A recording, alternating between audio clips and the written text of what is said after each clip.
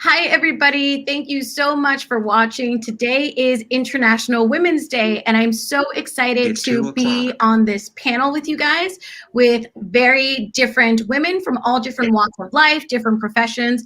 And I think that it's going to be really interesting to talk to them about their ideas and concepts about what being a woman is, what International Women's Day means to them, how being a woman has influenced their career and their trajectory. And I'm excited to introduce you all to all of these amazing, amazing women. This is our second roundtable.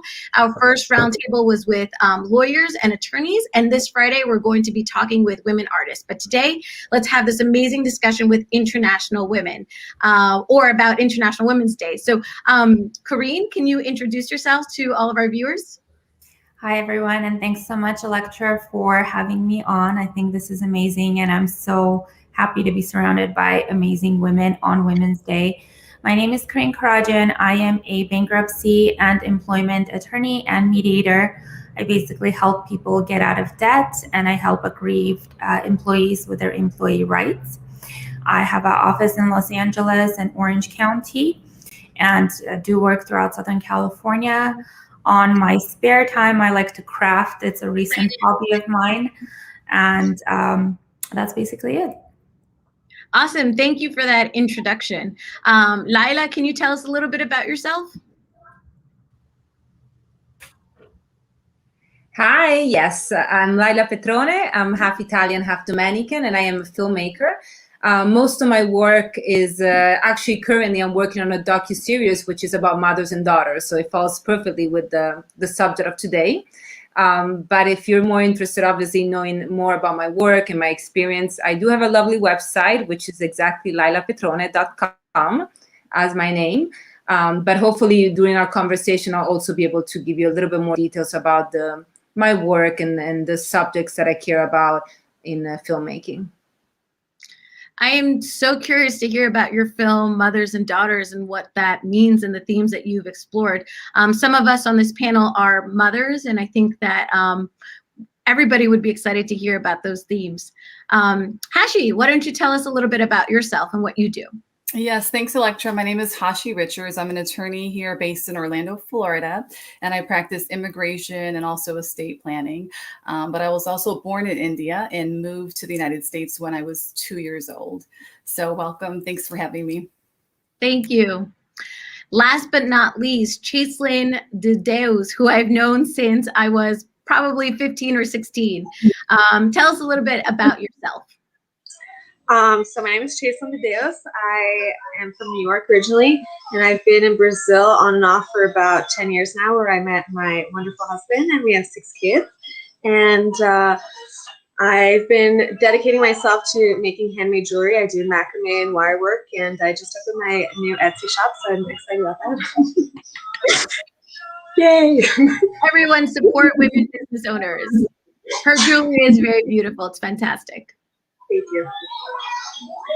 So I want to ask everybody, how is International Women's Day celebrated where you are? Laila, you want to go first? Yes. So I'm currently in Italy, and it's very interesting because in Italy it's always been celebrated since I can recall as a child with the flower of the tree mimosa. And it's a beautiful flower. It's yellow, it's this bright color. And it's always been what it's given to women of all ages, even little girls, from men or from a female friend. So really that's kind of like the one tradition that I recall since childhood. But I think what I discovered after I was also invited to this panel is that it was actually the flower was selected by Italian female feminists around 1946 as the symbol, and it was because of the symbol of strength, sensibility, and sensitiveness, which I thought was a very interesting combination: strength, sensitiveness, and sensibility. So I thought it was really wonderful because it does kind of incorporate also as women all our sides, you know. So that's more or less what I can tell you about celebrating Italy. It's really more about the flowers and the traditional side of it. Karine, how is it celebrated in LA and where you're originally from? So I think it's a much bigger of a celebration where I'm originally from. I'm originally from Armenia. So in Armenia, it's a huge deal. Much like Leila said, there's flowers that we get even as little girls. Everybody gives each other flowers, a lot of tulips and roses mostly, and just colorful stuff. So my earliest memories are my dad giving me and my mom flowers on Mother's Day. And we also just celebrate with like my mom, my aunt, grandma, all the women in our family. In LA, I don't think it's celebrated quite as much. I do see some kind of action around like flower stores and stuff like that. And I think a lot of it is in the Armenian and Russian communities because we brought that tradition with us, and there's a lot of us in LA. I wish it would be a little more celebrated though in LA. So, Hashi? So in the past here in Orlando, I think they've had breakfasts and things, but I know with COVID, they've kind of put a halt to that.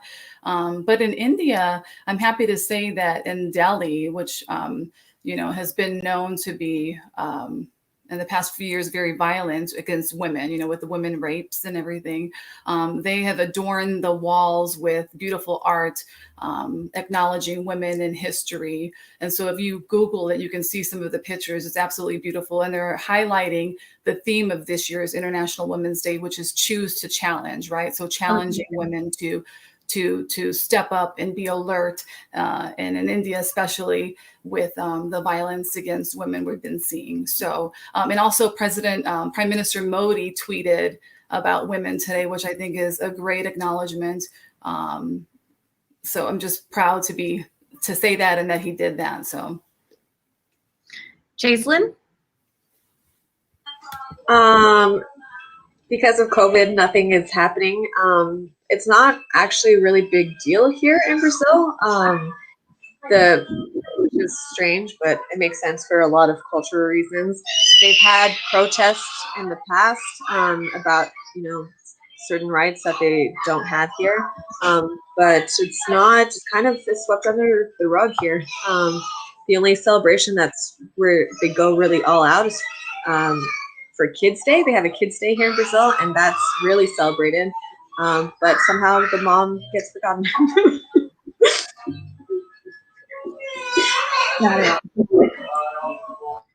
So I'm half Italian, half Ivorian, but I was raised in New York. And I actually didn't know about International Women's Day until I moved to Italy. It's not something that I grew up celebrating at school or at home. I didn't even know it was an international holiday until I turned 21. And I think I was, marching, because March is the month of my birthday. And I think I was just like walking down the street and I would see all these like yellow mimosas, and I was just so confused why everybody had flowers in their hands. And I'm like, oh, maybe it's somebody's birthday. But I didn't, in Napoli, where I lived, where my mom is from, what they actually do is they actually, they give the flowers, and at night, women go out. They do like their women's thing, their women's night out, their girls' night out, where they will go to a club or, they'll go to a movie and they'll hang out together. And I see Women's Day in Italy more, not so much as an assertion of like femaleness and womanhood and women's rights, but more as a reinforcement of the female sisterhood. And that it could be just my limited experience, Lila, but it's not something that I see being celebrated so much in the US. I feel like maybe in the last couple of years, it's gotten to be an important holiday. And that could be coincidentally with the rise of third wave feminism. I'm not so sure. But I never really celebrated it growing up. That's why I'm trying to make a point of it to celebrate it as an adult, so that young women and young girls can know about this holiday, because I didn't. So the question of the day, what is a woman? What does being a woman mean to you? What is a woman? It's a very, very loaded question, but I'm excited to hear what your thoughts are. And I see Lila laughing, so we'll start with you, Lila.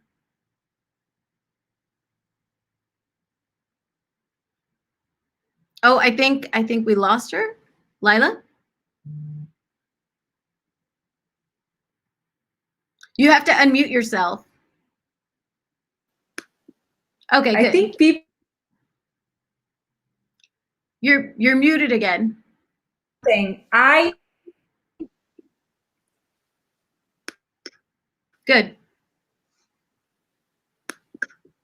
Can you hear me? Yes. I do, and I go, what's wrong with mine? I'm good? Yes. I was saying, are you sure? Yes, I can hear you. You hear me? Yes. Okay, so it's a very interesting question because, you know, it makes you think, especially in this moment, historical moment, what it means. And I will be honest, it's so funny. I am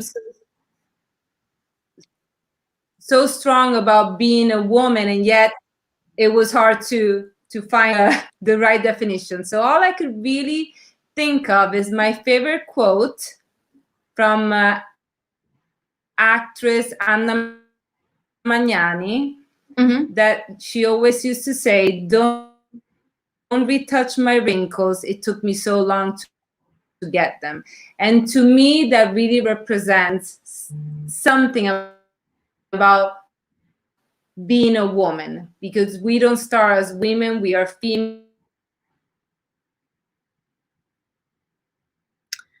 I think you muted yourself, Lila.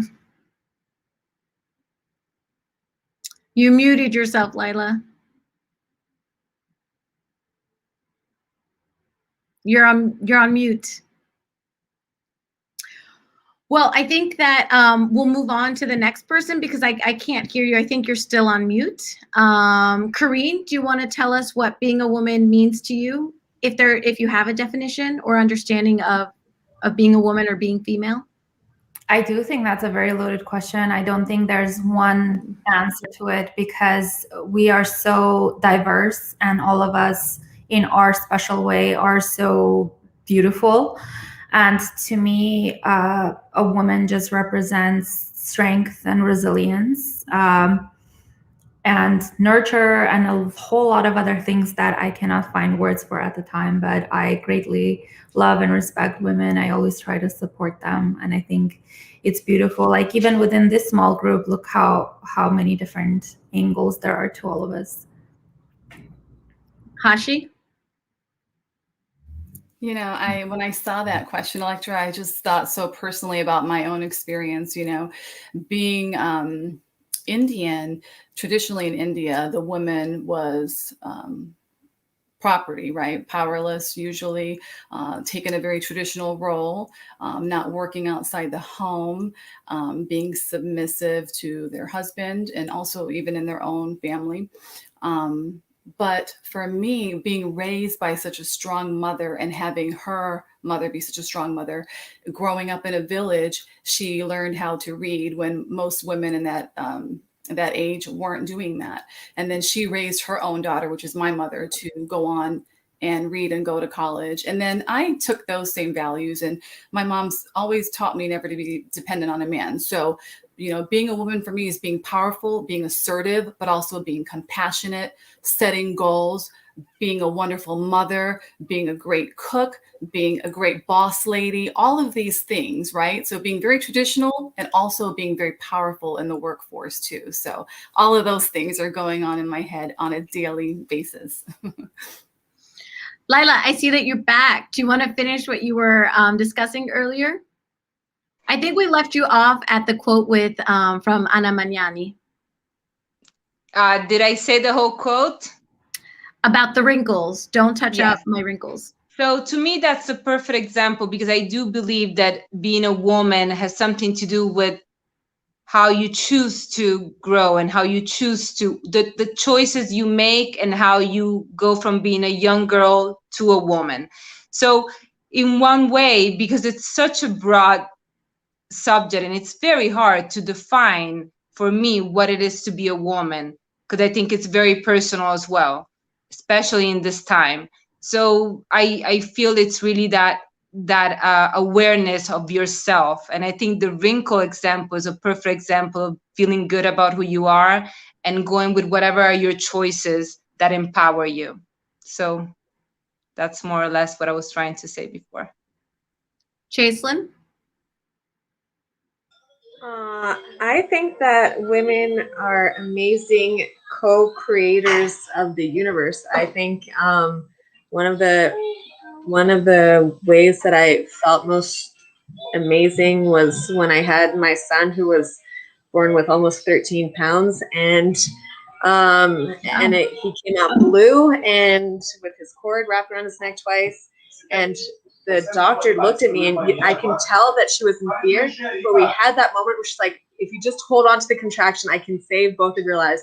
And I held a contraction. I don't even know how you hold a contraction. I held a contraction, so she was able to undo him, and he came out blue, and I heard the first scream, and it was the worst pain, but the most amazing thing to experience. And I think that that's what a woman is. I think that it's the softness and the strength at the same time, of being able to be so loving, but a fierce tiger at the same time. I think that that's, and then, like I said, a co-creator, because you need both of the energies to make things flow. And I think that that's what, when a woman is happy, it's because she's celebrating, her differences, how she is complementary to the other energies that are out there, because you need both to make things happen. And I think that women, they need to love their bodies, and that's something that I am very adamant about, and I wish that every woman had that already. Yeah. I will try to answer this question. I don't have an answer. I really don't. I go back and forth. And I've been studying feminists since I was in college. The first wave, the second wave, the third wave, everyone from radical feminists to liberal feminists. And I don't have a definition, but I know that whether you're a rad femme or a liberal femme, there's one constant in the condition of femaleness and womanhood. And that's the constant condition of the other being defined in terms of a man, both in terms of the early legislation, at least here in the US, and in the absence of the word woman in our Constitution, the greatest constitution in the world, one of the strongest living documents, I believe. So I always, because I go back and forth with what a woman is, I try to always ground myself and center myself on how the woman has been documented and treated over time. And we have always been the other counterpart to the man, the home version of what the male does outside, the silent figure in the Constitution, the figure, the condition, the person who's tried to assert her rights to be recognized.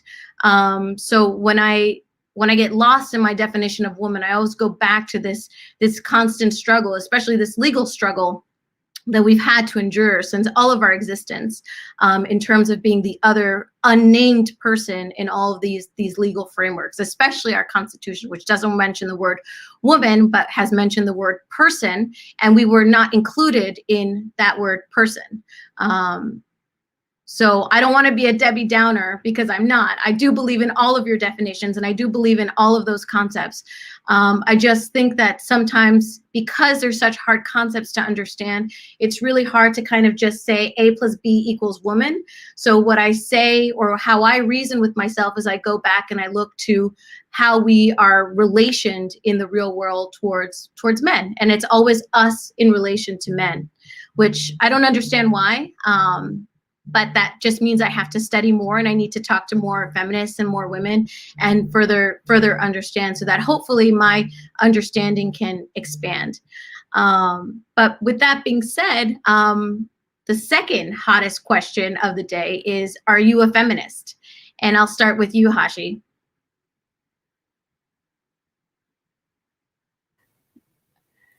So I don't really like labels, but what I will say is that, I don't think that men and women are the same. I don't want to be the same as a man, but I do want equal opportunities, right? And so that's what I always strive for. And I also, with my child, with my son, really on a daily basis try to break gender stereotypes with him and also teach him traditional feminine qualities like empathy and kindness and compassion and all of those things that typically you would associate with a man. But again, I don't want to be a man. I don't want to be the same. I want equal opportunities to education, to financial resources, to healthcare in India, right? With women not having access to sanitation and proper hygiene, the whole menstrual shame that's going on in India, right? There's so many inequalities that I would love to see balanced out, in the coming years. So does that answer your question? Yeah, I think it does. I think you answered my question without really answering my question.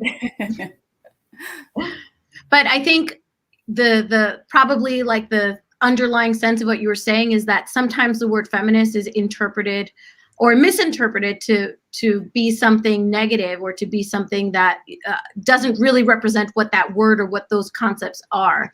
So I think, yeah, sometimes it is best to not use labels. I personally am a staunch feminist. I don't believe men and women are equal in a lot of senses, but I am a true feminist in terms of me wanting to dismantle the patriarchy. Right, but I think when you use that word, sometimes people may, not just you, but anyone may just turn off and not listen, right? If they're thinking whatever they're thinking about that word. So for me, I personally just try to soften it. That way I can have a conversation for people that may just tune out when they hear that. So right. I think you and I have talked about this before anyway. So I think we're both on the same page with that. I just maybe come at it a little different of an angle. So. Lila? I have to say I actually agree with Ashley on this one, because I feel the same way in terms of when we use the word feminism, it always feels like this word has grown or has taken shapes that always have that either negative or that we want to be just like men. And like we just said, we don't want to be men in certain ways. What we're looking for is that equality, that social equality, that economical equality, that political equality. So if that is what feminism is, then yes, I'm in. But of course, that doesn't mean that I think that we are the same, because obviously as female, we have certain characteristics that men don't have, and men have others, to each their due respect. So I do feel like it is a tricky word to use the word feminism. I don't use it, but maybe I also need to educate myself more in terms of, feminism has probably branched out into many different ways. But realistically, I rarely use that word for myself to refer us. Karine? I agree with Layla and Hashi in the sense that it definitely gets a negative rep. So a lot of times what I hear in response to the word feminist is man hater. And that's the furthest thing from what this is, to me at least, right?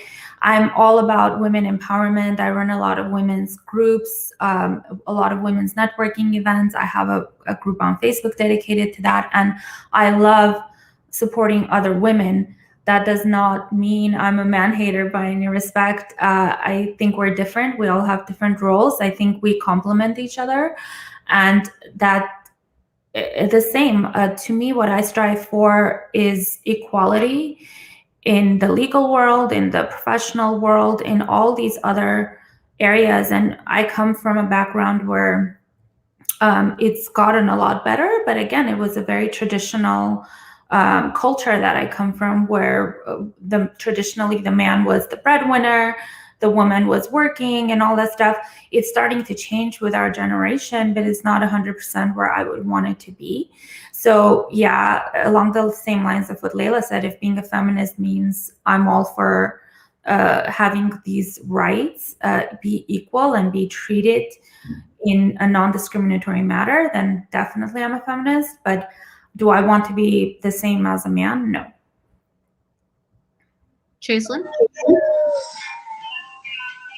I think that the term, it might seem a lot loaded to a lot of people. I think that I'm a feminist in the part of wanting to celebrate what makes women different than men, which I think is really important. Do I want to have the same rights to vote? And I think that that's the most important thing, to know that our voices have the same impact. That's it. I mean, we're sharing the earth together. We're both here together. We should both have, a say in how things are done, especially when it has to do with our bodies and our minds, because we're full spirits and we need both men and women for things to run smoothly. And when people are empowered, both men and women, in who they are and what their roles are, then that's the only way that we'll, have peace. I really don't shy away from that term at all. I will scream it and say it from the rooftops. If you associate it with man-hating, then you're ignorant. You're ignoring women's history. Women's history is very, very complicated.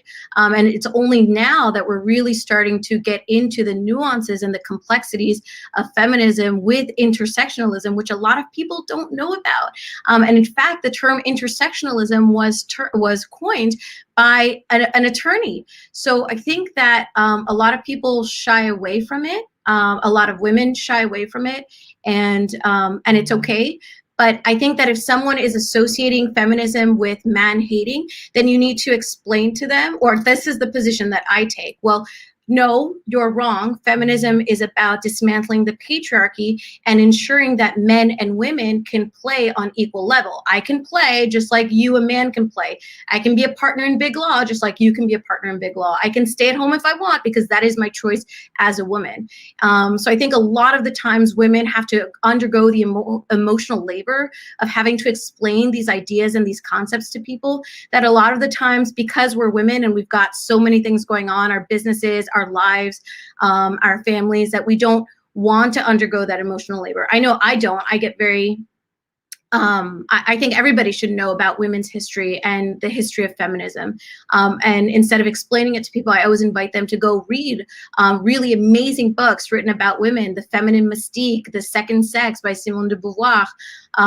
There's so many wonderful authors out there who not only discuss feminism, but also feminism as it intersects with critical race theory. So Angela Davis, Andrea Dworkin, these are awesome writers that we need to study as a society. I always joke, I represent artists, and everyone knows that, and I always joke that we're taught how to read books, but we're not taught how to read images in school. We're just not taught to properly analyze images and paintings and photographs. And I wish that we were taught women's history the same way we are taught global history, for example. So I think that we provided all really interesting perspectives about the word feminism, but I don't think, for those of you who are watching, I personally believe that you should always utilize that word, men and women, to support the dismantling of the patriarchy and supporting equal ground for men and women. So with that being said, does anyone, or can anybody talk to us about a woman that has influenced you in your life? Chaselyn, do you want to go first?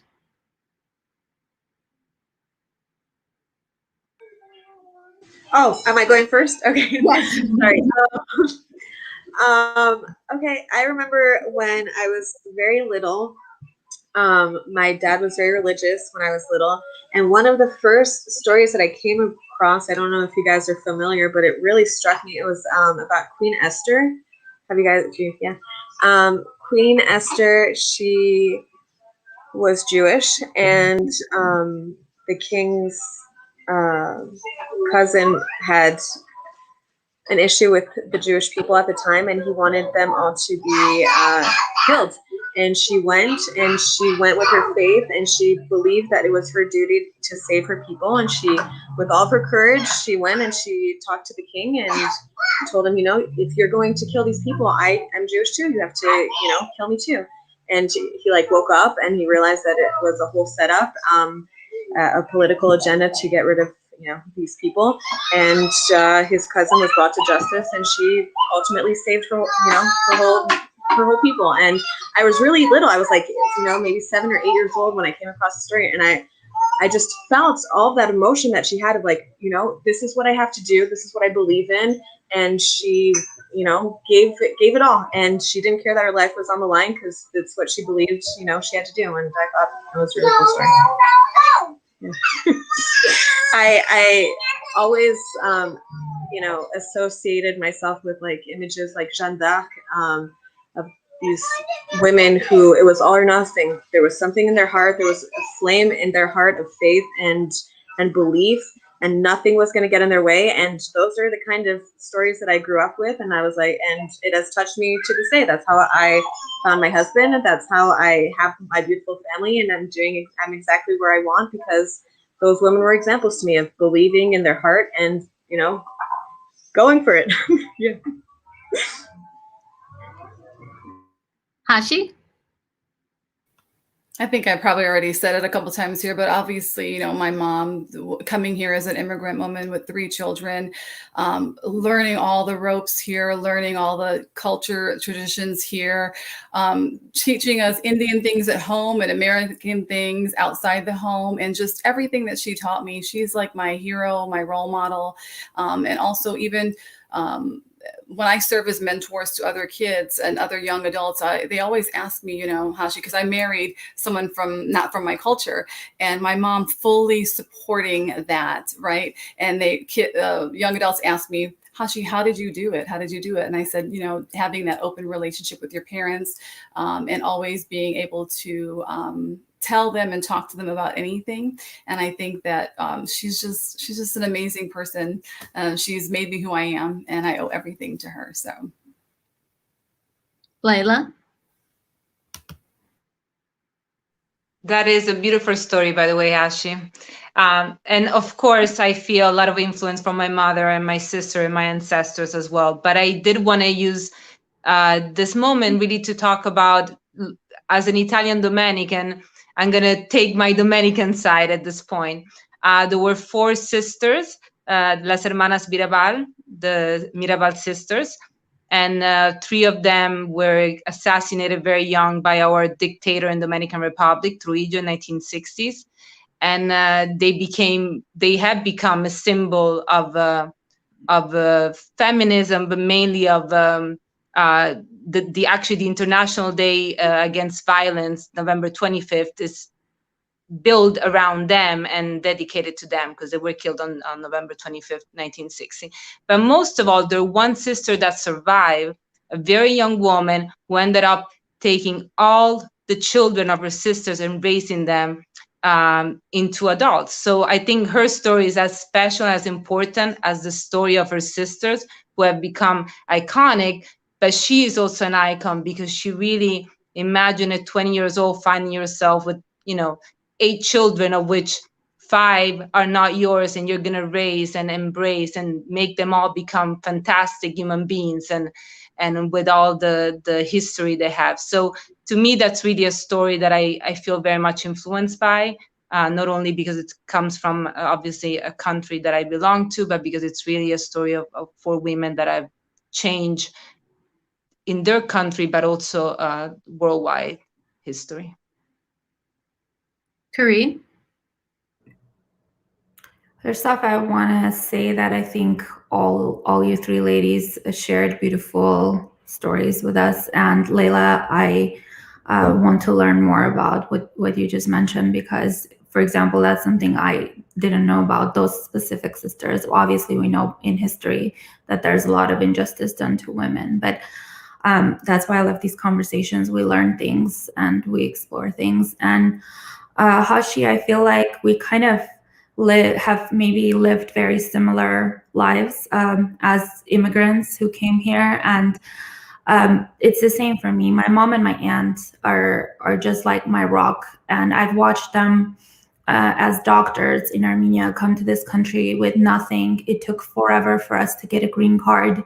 They had to work every job imaginable for $3-4 an hour, and they both started from scratch, no English at all, learned, became RNs, and are now very successful and have powered through so much. And in between that were so many health issues, so many other issues, death in the family, but they are extremely resilient and powerful. And they've always supported me and my cousin to do what we want to do.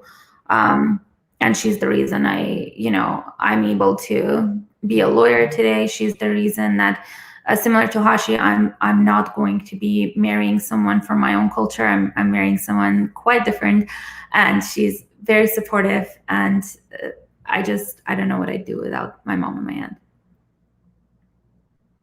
I'm going to have to agree with Karine and Hashi. My mom is an amazing person. My mom is also an immigrant. She left Italy when she was 12 and went to Canada. And at the time in Canada, it was very, very discriminatory towards Italians because they had very thick accents when they spoke in English. So my mom didn't speak for a year because she was embarrassed about her accent.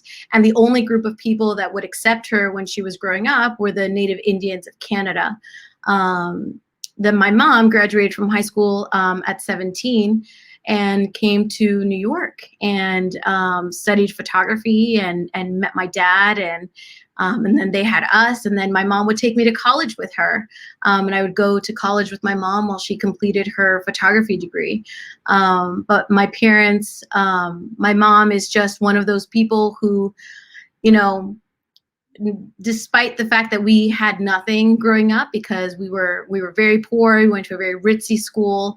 My parents always taught us to. My mom would always say, I always say this to everybody, my mom would always say, you guys are the best, the Yao family is the best, you can do anything. So my very strong sense of confidence I get from my mother, who really taught me that there's nothing that I can't do. And if I die tomorrow, everything that I've ever wanted to do in my life, I have done. I have no regrets. And probably the most beautiful lesson that she taught me was that life is beautiful and that you want to live it to the fullest. So I actually did marry somebody in my culture. My husband's Italian, and my mom was very upset about that because my mom grew up in a typical Italian household in Canada where my mom, kind of was forced to do like traditional women's work, and she believes that a lot of Italian people are still like that, and was very upset when I fell in love with my Southern Italian husband. But needless to say, my husband is not a typical Italian person, so it all worked out in the end. So Hashi had to leave us, everybody, because she had a meeting to go to, but she wanted me to mention before she left some authors that we should read. These are her favorite women authors: Jhumpa Lahiri, Chitra Banerjee. They've all been groundbreaking women in dismantling stereotypes of women in India, and I'll include this in the comments after we're done. So that brings me on to my last question. Are there any books or films that, well, it's not my last question, second to last question, books or films about the women's experience or the female experience or performative femininity that you guys want to talk about? And I want to talk about your film, Layla. So you can go first. Of course. Well, let me talk about my documentary, might as well, as we're talking about women. And I think it goes a little bit in tone with the influence and the conversation that you ladies had. My mom as well is an immigrant. She came from the Dominican Republic to Italy. And my documentary is really a conversation with the women that have moved to Italy from Latin America, and their daughters that are Italian or raised in Italy and born in Italy. So that's where the documentary is coming from. And it really started as a desire to interview women like me, who, even though I grew up in Italy, I embraced, as I was growing, my Dominican side more and more, my multiculturalism more and more. And therefore, I was interested in kind of discussing with other women like me. So, and to understand, did they feel the same way I feel? Do they have this desire to go and discover those roots more? But as I've been interviewing, I've always also discovered something interesting about women, of course, but also about Latino women in Italy, because right now it's a very particular time. And I know as a lawyer, you probably know, a lot of kids, if they're born in Italy, but they're one of the parent is not Italian, they don't get their Italian passport.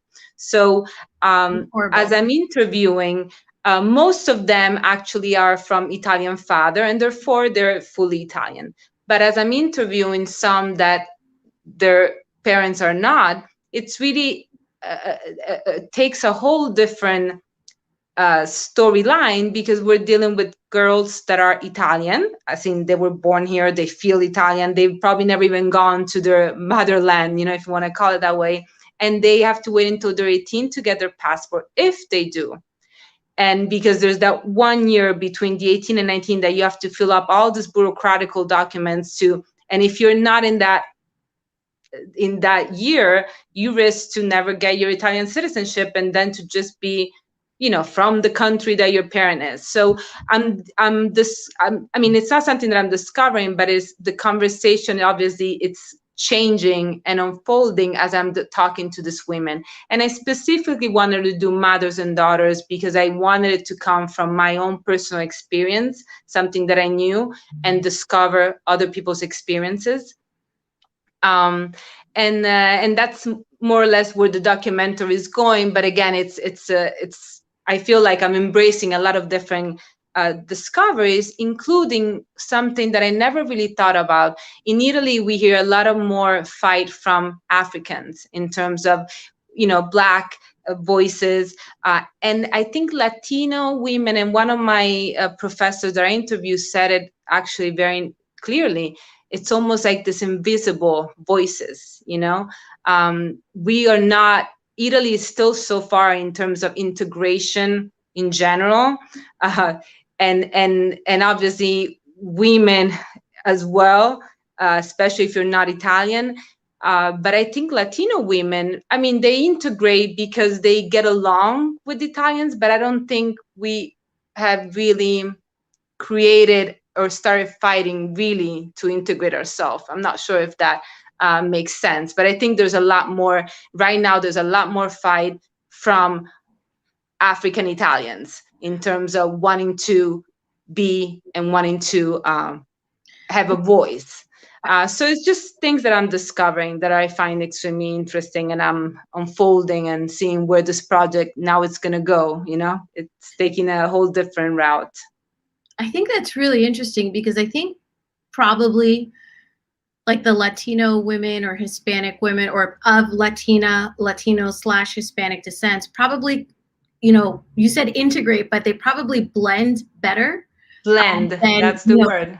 The Black body, right? The Black body internationally is a political body and has always been more vocal. Even if you look at New York, for example, Black neighborhoods have taken much longer to gentrify compared to Latino/Hispanic neighborhoods, because it's easier for them to blend in with different ethnicities, whereas the Black body is a little bit more vocal and political. But I wanted to ask you, have you noticed a difference in the testimony between those who had an Italian parent and those who just had two Latino parents? Well, yes, in the sense that I think their bigger problem is they don't know what's going to happen when they turn 18. And I've spoken to those that have turned 18 and had to go through that humiliating and embarrassing experience, because this is your land, and just to have to go through that moment, that year, 18 years old is the most important year of your life. You're going to want to travel, you want to do things, and instead you have to spend that year fighting for your right to get your citizenship of the country that it's the only country where you're already having to deal with whether, you don't look fully Italian. So that could be another issue or not, depending, obviously, where your parents are from. But it's psychologically, it's a lot of stress. And that's something that I've encountered in the conversations with the individuals. And at times, you've had a mother get her citizenship before her daughter, which is even more psychologically more painful, so your Latino mother got her passport while you are not getting it yet. So I think those are all things that make you feel unwanted, unloved. I think it might affect also your sense of identity as a a person, so there's a lot of interesting arguments. But I thank you for the word blend, because I think you used the exact terminology that I was looking for. So do you have any books that you would like to, or films that you'd like to recommend, besides your own? Of course. No, yes. I I went down a whole list of things. I'm going to say, I'm going to throw it on a much lighter version. I was thinking about like people, like for instance, Reese Witherspoon. A lot of her movies talk about discovery. Like if you think about the movie that she did, Wild, or obviously if you even think about Legally Blonde, was about, proving somebody wrong about what a woman. So I thought, okay, let's think about like Reese Witherspoon, because people will remember her name. And there's at least 5 movies that she's done that are all about, growing and discovering and being a woman. So she came into my mind. I think about Nina Simone when I think about music, not only her as an artist, who she is, but also some of her songs, like For Women. I can think of, I in my mind, I have a whole list, but now I'm like a little bit more. And, I will say about books, I always think the Vagina Monologues, just because when the book came out, just for coming out, it was like the word, people were afraid of saying, have you read the? So I think that was an interesting time, and also really talks about womanhood and and being a woman. So I think the Vagina Monologues is probably the one thing that popped into my mind as a recommendation. Thank you. Karine? Sorry, I couldn't unmute. Layla, I really am looking forward to learning more about your documentary, and we'll be following for updates. I think that's really interesting. I think as a woman in law, probably most other women in law that I know really look up to Ruth Bader Ginsburg, or as we refer to her, the notorious RBG. So I really liked her, the movie about her, On the Basis of Sex. I think it's a really interesting watch. Obviously, not everything is going to be, super accurate, but it gives you a great general idea of the kind of barriers that women in law have to push through despite all their abilities. And we're so grateful to her for everything she's done for women in law, for us to be even able to get as far as we've come. So that's one I would recommend. Obviously, all like other top feminists in history, there are too many to name. But to me, in my career at least, that's really been a great help, is the story of RBG. Chaselyn?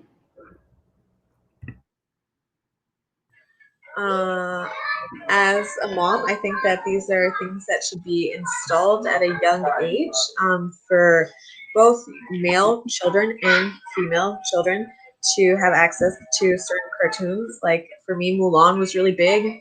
I thought she was incredible to be that brave, and nobody stopped her. She had to do what she had to do. And then I'm more excited than my kids when Brave came out, because she was a princess that's like, I don't want to get married. I want to, have adventures and be me as a girl. And I swear I was more excited than my kids when it came out. And I thought it was really important for them to see too, to because there's a lot of culture of like the princess, passive, and these are cartoons that completely are the opposite of that. These are like really strong women. And so as a mom, I think that those are important. As well. And reading wise, something that really helped me when I was pre-adolescent was the trilogy of The Golden Compass, where I don't know if you guys have seen, read, very, very cool. The main character is a girl, and she's an orphan, and she has to fight the entire system and go on an amazing adventure. It's a trilogy. If you guys like, fantasy books, preteen children would really, really love these. The Golden Compass. Music-wise, somebody that I really, really love is Sister Rosetta Tharpe, who actually influenced music so much. She is awesome. So if you guys don't know about her, I would definitely recommend getting your groove on. Yeah. Thank you. So you guys know that I represent artists. So one artist that I think is very good at exploring, not giving the answer, but exploring the different faces of what a woman is a photographer called Cindy Sherman. So what Cindy Sherman does that's really interesting is that she only photographs herself. She is her subject. So she photographs herself in different ways or different roles that a woman is or a woman can be. And it's phenomenal. You might not like the photography, but I think just the study of herself, which by extension is the study of women and the different roles we can have or should have, is very exciting to watch. As far as books are concerned, I'd say a great classic is A Second Sex by Simone de Beauvoir. And anything by Angela Davis, Second Wave Feminism, Andrea Dworkin, who's a radical feminist. And for those of you who are interested in intersectionality, Kimberly Crenshaw is the attorney. She's actually a California attorney. She's a California attorney that coined the term intersectionalism, which I think is really important for third wave feminism, which is the intersection of the multiple identities that women have, our racial identities, our sexual identities, our gender identities.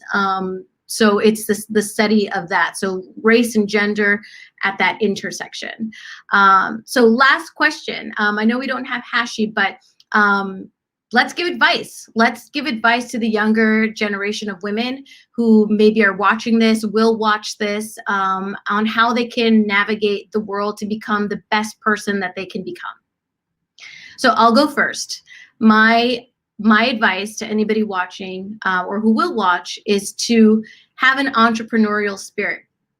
And the easiest way to do that, especially when you're a young person, is to always say yes when it comes to professional work, right? It doesn't matter if it's paid, it doesn't matter if it's unpaid, it doesn't matter if it's a big company or small company, but to have that entrepreneurial spirit guided by your curiosity to learn, to do, to be better.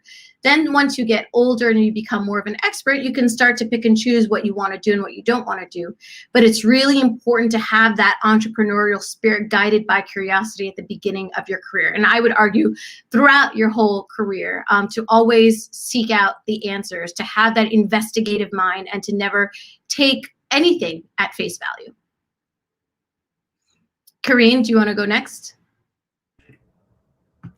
Sure. I think along those lines, it's going to be this whole thing of, don't be afraid to take risks, right? And don't be afraid to explore areas that you might not have thought of going into things. So let's say if growing up, for me, my family wanted me to be a doctor, for example. I didn't want to do that, and I went on with being a lawyer. Or there's so many other things. Then when we go to law school, you're expected to go work for a firm. But what I really wanted to do was open up my own. So just don't be afraid to take risks. You don't always have to follow the norm or whatever we want to call it. And you don't compare your success or what you associate with success with someone else's, because what looks like success to you might not look like success to someone else. And that's so important. Don't compare yourself. You are your own beautiful person. Follow your own dreams and aspirations. It doesn't matter what X, Y, and Z is doing. You can always collaborate with them on certain things, but don't focus on this competition. Life is not a competition. Life is a beautiful thing for you to live and explore and enjoy. Solid advice. Solid advice. Chaselyn? Something that I've been working on, not so much because of COVID, which I learned when I had my first daughter here in Brazil, she's going to be 9 soon, is that there's over 60% of planned C-sections here, which is, I find, a very high number and not very cool. I've interviewed lots of women on this subject, and all the prenatal care, they have no choice. These women are told that that their bodies are not made, or that they will not have and I find it absurd. And how's that not medical malpractice? No, this is 60% of the entire country. They have planned C-sections. They don't give the women any choice for them to have a natural birth. as soon as they go in for prenatal care, they set up the date for these women to do it. I have not been in, when I gave birth to my children here in Brazil, you end up in a room with like 10 other women, and I was always the only person who had natural birth. So, I mean, I'm sorry, this is a tangent. It's just something I'm very passionate about, and I would love help to bring awareness to these people. I mean, I have a background in as a craniosacral therapist, which deals a lot with postnatal care for trauma that happens both with the mother and the child because of this procedure.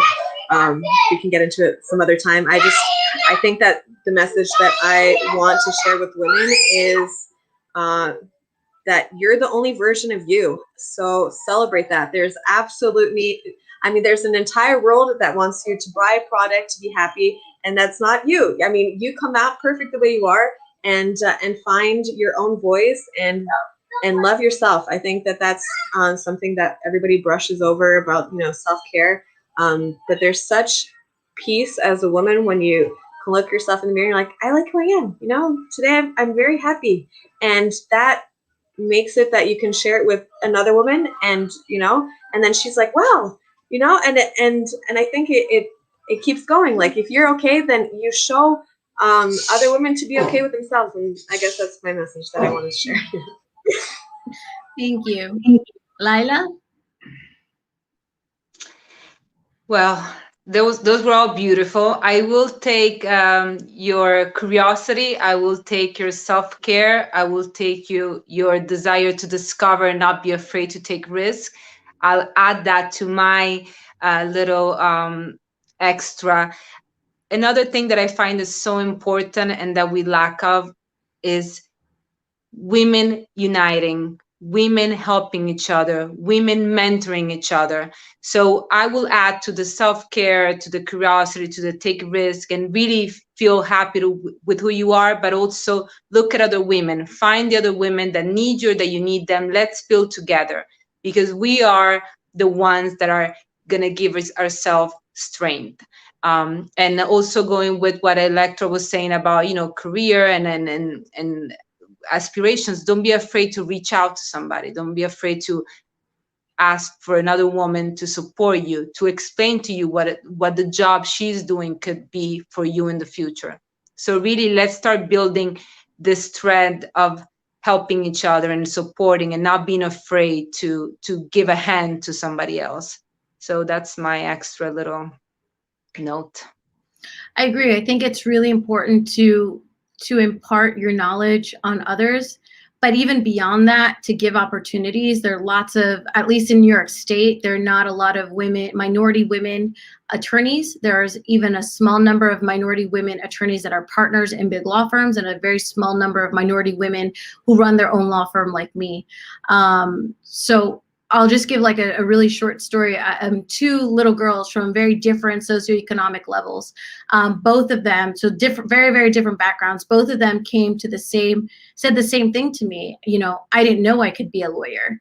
And that's something that I want to eradicate. I don't want to ever hear young women or little girls say that they can't be a lawyer, and to always choose, this is obviously based on my experience, but they always default to what I call these female or gendered professions, right? Like a nurse or a teacher, and they don't even see the possibility of becoming a judge, for example, or a doctor, or they don't see it immediately. Hopefully, I mean, we all grow up and we realize we can do whatever we want.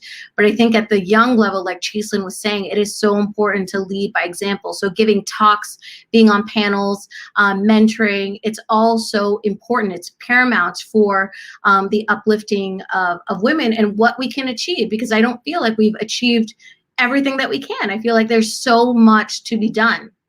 There's so many more conversations to be had. There's so many barriers to break down. And we can't do that unless you've got leaders who are willing to, quote unquote, share the glory, share the stage, and invite others to follow in their footsteps. I have two kids. I have a daughter, which she has a French male name. My grandfather, her great-grandfather. What if she doesn't want to be a lawyer? That means that whoever is working in my firm, my associates, when I get them, right now I'm a solo lawyer with just regular staff, will have to take over the firm. And you need to be able to give people the platform to learn and to grow. Because if you don't give them that, they're not they're not going to get it. At least in our industry, in the legal industry, there aren't a lot of women who are at a high level. So those are my thoughts.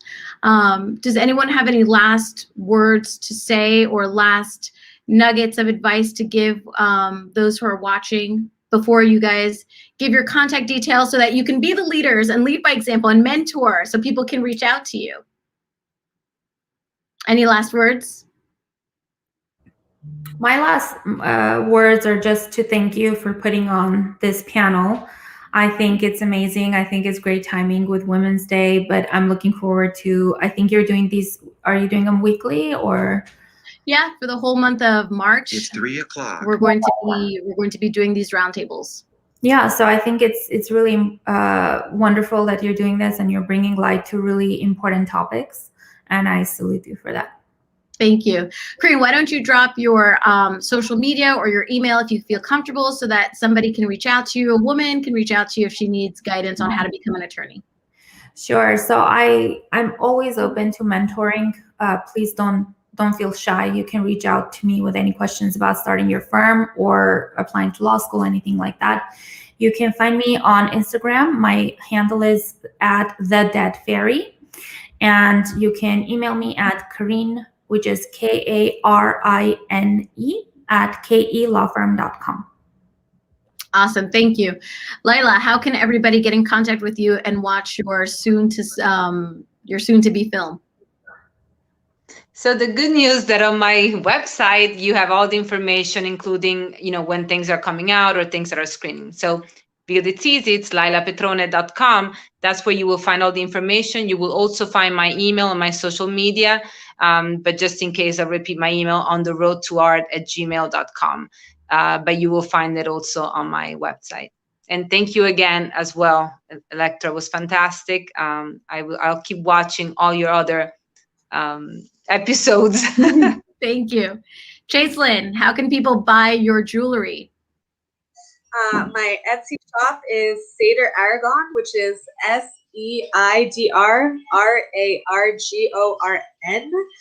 That's the Etsy shop, and it's the same thing for yahoo.com if you want to send me an email directly.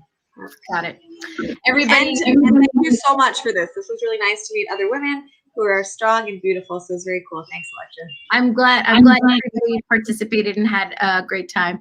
For those of you who are watching me, you know that I'm an immigration attorney and entertainment law attorney. I focus on working with international artists and creatives.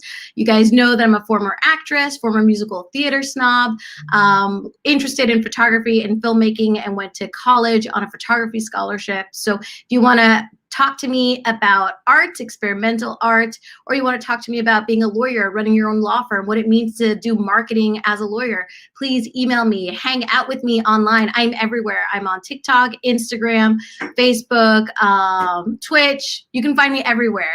Just type in my name, Elektra Yao, or email me, elektra@yaolawgroup.com.